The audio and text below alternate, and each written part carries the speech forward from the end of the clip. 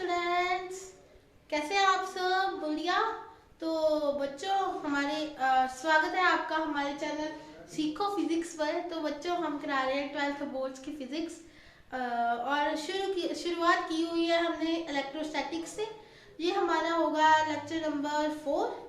तो बच्चों आज हम करने वाले हैं प्रॉपर्टीज ऑफ चार्जेस। तो करते हैं शुरुआत अपने पहले से लेक्चर की। तो बच्चों प्रॉपर्टीज ऑफ चार्ज, तो बच्चों हम चार्ज के बारे में पढ़ लिया, चार्ज क्या होता है वो भी पढ़ लिया, चार्ज की एप्लीकेशन भी पढ़ ली हमने, और हमने इसके पहले हमने इंडक्शन ऑफ चार्ज भी कर लिया। चार्ज को इंड्यूस कैसे करते हैं, यानी कि चार्ज को मतलब कि हमें एक चार्ज बॉडी कैसे मिलेगी। तो बच्चों हमने ये सब कुछ पढ़ लिया, अब इसकी प्रॉपर्टीज भी जान लेते हैं। ठीक है, तो बच्चों देखो एडिटिविटी ऑफ चार्ज। पहला, charge can be edit algebraically. बच्चों इसका मीनिंग क्या है? मीनिंग कैसे है, मान लो अगर यही कहीं पे पड़ा है +2q -3q 5q +5q -9q whatever it is, ठीक है, जो भी है, +2q -3q 5q 9q, हमें नेट चार्ज निकालने को बोला है। तो हम क्या करें, हम क्या क्यों नेट कैसे निकालेंगे, हम इनको अलजेब्रिकली ऐड कर देंगे। अब बोलोगे वो क्या होता है? देखो हमें इनके साइन के साथ हमें ऐड करना है, ठीक है ना। अगर 2q प्लस में है तो प्लस में, अगर -3q माइनस में है तो उसको माइनस में, और ये प्लस में है तो इसको प्लस में, और ये माइनस में है तो माइनस में। तो बच्चों इसको सॉल्व कैसे करते हैं, ये तो मैथ्स है सिंपल सी। फिर भी देख लो, माइनस वालों को आपस में ऐड करो, 3q और 9q कितना हुआ, 12q हो गया। तो सामने साइन कौन सा आएगा, माइनस का, -12q। अब ये देखो प्लस वाले देख लो कौन सा है, ये है 2q और 5q, 2 + 5 7 होता है, प्लस का 7q। तो बच्चों आंसर क्या आएगा, -12 + 7 कितना हो जाएगा, 5 आने वाला है। और कौन सा, माइनस का, क्योंकि बड़ी स्टेटमेंट के साथ क्या है, माइनस का। बच्चों टेक्निकल बताऊं, ये तो मैथ्स है, ये तो मैथ्स है। असल में चार्ज क्या होते हैं, अलजेब्रिकली ऐड होते हैं, कि वो अपना साइन लेके साथ में चलेंगे, कि अगर प्लस है तो प्लस ऐड होगा, अगर माइनस लिखा है तो वो माइनस होगा, ठीक है। अगर वो प्लस है तो प्लस होगा, माइनस है तो माइनस होगा। ये होता है ऐड करना। नेट चार्ज निकालने के लिए हमें क्या करना पड़ता है, जस्ट उसको ऐड करना होता है उसके साइन के साथ। और बच्चों चार्ज स्केलर क्वांटिटी होती है, पता नहीं मुझे याद नहीं आ रहा मैंने बताया कि नहीं बताया। अगर बताया तो भी वेल एंड गुड है, अगर नहीं बताया तो लिख लो, charge is a scalar quantity. ठीक है, इसके हम डायमेंशन वगैरह सब कुछ कर चुके हैं पहले वीडियोस में, तो बच्चों वो जाके आप देख लो। आगे देखो बच्चों quantization of charges. Quantization of charge क्या होता है, it state that charge is quantized. Quantize का मतलब है चार्ज तभी एग्जिस्ट करेगा अगर वो इंटीग्रल मल्टीपल में है। ऐसा नहीं हो सकता 1.5 का चार्ज हो, 0.5 का चार्ज हो, 2.5 का चार्ज हो। वो हम ऐसे काउंट कर सकते हैं, एक चार्ज है, 2 चार्ज है, 2q का चार्ज है, 3q का चार्ज है, 1.5q का हम नहीं मानते। अगर देखो मानो इधर कुछ बॉडी है, ये बॉडी है, ठीक है, इधर बॉडी है, इसको बोल रही हूँ मैं आपने इलेक्ट्रॉन लूज करो। इलेक्ट्रॉन लूज करने पर आएगा चार्ज, है ना, इलेक्ट्रॉन लूज करने पर आएगा चार्ज। तो मैं ये क्या ऐसे थोड़ी हो सकता है, ये अपना 1 इलेक्ट्रॉन लूज करेगा, 2 इलेक्ट्रॉन लूज कर सकता है, 3 इलेक्ट्रॉन लूज कर सकता है। क्या ये 1.5 का इलेक्ट्रॉन लूज करेगा? 1.5 का इलेक्ट्रॉन लूज कर सकता है ये बॉडी को अगर मैं बोलूं तो 1.5 का इलेक्ट्रॉन लूज कर दो, तो नहीं करेगा ना, 1.5 का इलेक्ट्रॉन नहीं ना लूज करेगा।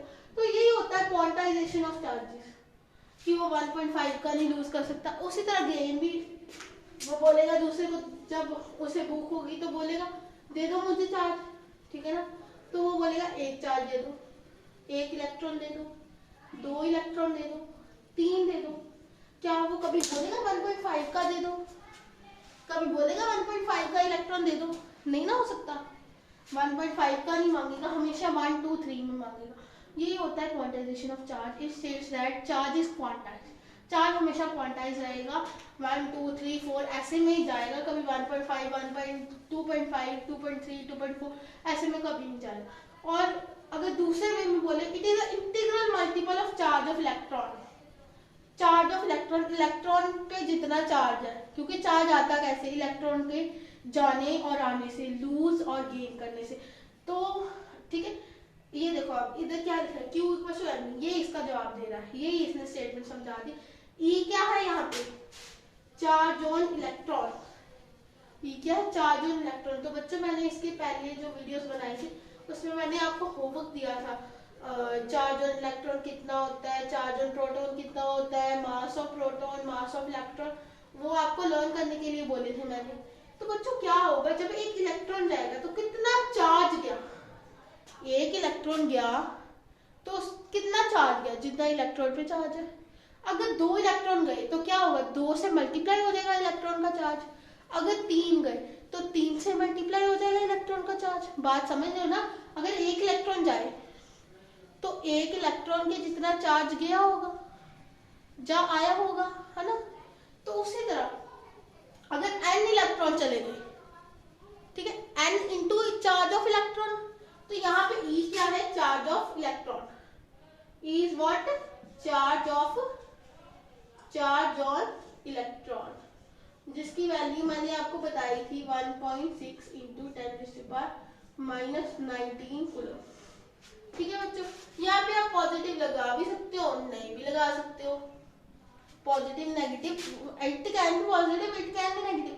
अगर मैं बोल रही हूँ एन पॉजिटिव है या नेगेटिव है, ठीक है ना, आप इधर प्लस माइनस दोनों लगा लो, ठीक है, वो गया है या आया है, जो चार्ज है वो गया है या आया है, उसने गेन करा है या लॉस करा है। ठीक है बच्चों, कि उसने, ये तो बस इसके बता रहा है कि उसने चार्ज जो है गेन हुआ है कि लॉस हुआ है, प्लस माइनस बस इतना ही बताता हमें, और कुछ नहीं बताता हमें। जो प्लस माइनस है ना यहाँ पे, वो सिर्फ इतना बताएगा कि चार्ज गेन हुआ है कि लॉस हुआ है। ठीक है, साथ में इंटीग्रल मल्टीपल के एन यूज कर रहे हैं कि 2 इलेक्ट्रॉन गए, 3 इलेक्ट्रॉन गए, 4 इलेक्ट्रॉन गए, तो चार्ज क्या होगा, एन ई चार्ज होगा। एन क्या है, कोई भी जितने नंबर ऑफ इलेक्ट्रॉन्स गए हैं, एन क्या है, जितने नंबर ऑफ इलेक्ट्रॉन्स गए हैं या उसने लिए हैं, वो है एन है नंबर ऑफ इलेक्ट्रॉन्स। ठीक है, ये आप लिख लो, N is what, number of electron.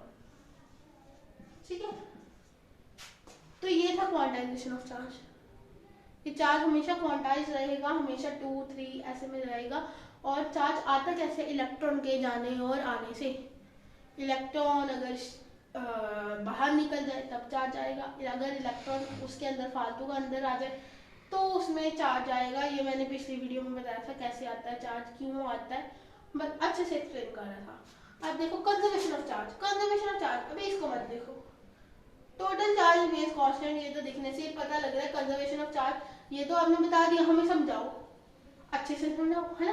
तो फिर देखो, इधर देखो क्या हुआ बच्चे, देखो अगर कोई बॉडी है, ये जी अपने आप में फिजिकल कांटेक्ट में आई, ठीक है, इन्होंने अपने साथ ऐसे ऐसे पास आई, रगड़े, इन दोनों को रगड़ा, तो देखो अगर इसने 1 इलेक्ट्रॉन अपना बाहर निकाला, 1 इलेक्ट्रॉन इसने क्या कहा, बाहर फेंका, तो ये जो है 1 इलेक्ट्रॉन गेन किया ना, इसने 1 इलेक्ट्रॉन दिया, इसने 1 इलेक्ट्रॉन लिया, बच्चों समझ रहे हो, इसने 1 इलेक्ट्रॉन दिया, इसने 1 इलेक्ट्रॉन लिया।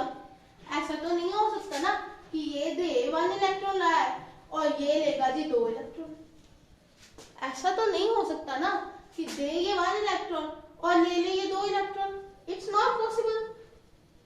पॉसिबल तो यही है ना कि अगर इसने 1 इलेक्ट्रॉन दिया है तो इसके पास 1 इलेक्ट्रॉन ही रहे। समझ रहे हो, यूनिवर्स में टोटल चार्ज है वो क्या होने वाला है, कांस्टेंट होने वाला है। मतलब charge can neither be created nor be destroyed. ऐसा नहीं है अगर हमने यहाँ से इलेक्ट्रॉन भेजा है, अगर यहाँ से इलेक्ट्रॉन बाहर निकला है तो इस पे पॉजिटिव चार्ज आ गया, ये हमने इंड्यूस किया है, क्रिएट नहीं करा। क्रिएट क्यों नहीं करा, क्योंकि अगर ये चार्ज है ना तो ये किसी के ऊपर आकर फिर से उतना ही बैठ जाएगा। अगर 2 इलेक्ट्रॉन अगर इसने दिए हैं ना तो ये 2 इलेक्ट्रॉन आकर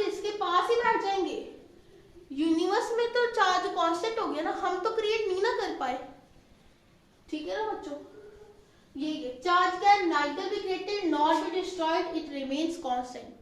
conservation of charge, conservation of energy में पढ़ते थे, energy can neither be created nor be destroyed, it can be converted from one form to another form. ठीक है, उसी तरह ये है, total charge remains constant. Charge हमेशा कांस्टेंट रहने वाला है, चाहे वो कुछ उसके पास चला जाए, उसके पास वापसी आ जाए। ठीक है, वो तो कांस्टेंट ही रहने वाला है ना, है तो कांस्टेंट। ऐसा तो नहीं होगा ना कि 1 दिया और उसके पास 2 चला जाए, नहीं होगा। अगर 1 दे रहा है तो 1 कोई उसका लेने वाला भी बैठा है, तो ऐसा तो नहीं है 1 देगा और 2 कोई ले लेगा, नहीं हो सकता, क्योंकि 2 हम लाएंगे कहाँ से। ठीक है, चार्ज रिमेन्स कांस्टेंट। अब देखो बच्चों क्या है, ये हमारी यूरेनियम का जो न्यूक्लियस जब टूटता है तो ऐसे थोरियम और हीलियम में टूटता है।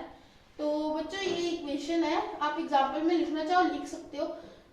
जब हम यूरेनियम को तोड़ते हैं ना, वो थोरियम और हीलियम में टूटता है। तो बच्चों देखो इसका चार्ज भी देख लो, इसके पास 92 था जब ये टूटा, तो 90 + 2 में टूटा, दोनों बराबर है ना।